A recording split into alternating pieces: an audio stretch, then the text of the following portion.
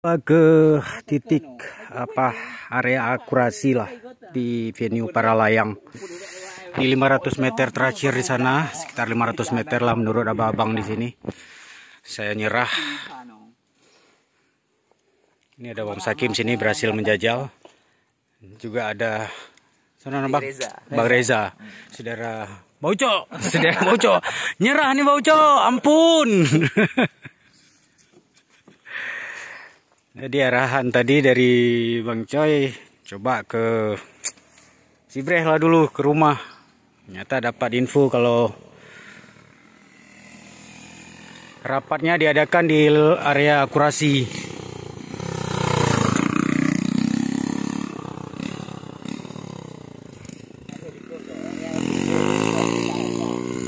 Jadi saya coba paksakan tadi dengan bebek ini.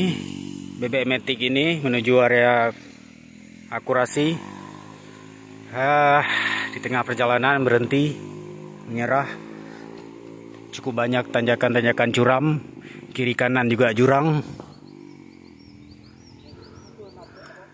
Dan tantangan terberatnya bukan pada naik saja, tapi pada button, Bang. Turunnya itu.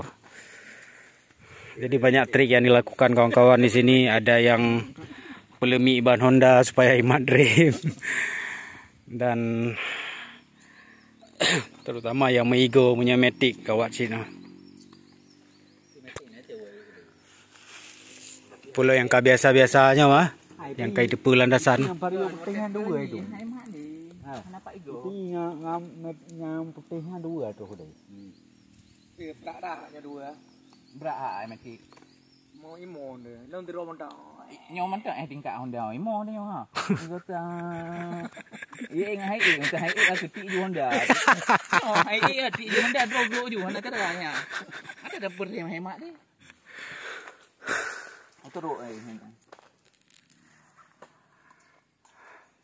Jadi ini rencananya mau tunggu di bawah aja, tunggu Bang Ucok turun untuk menerima instruksi.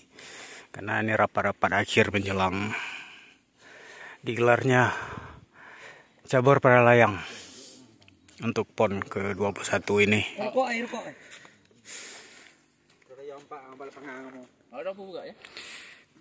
Dari kawasan Puyan Anji, Nanang kedua, Gunung Lambirah. Gunung Lambirah.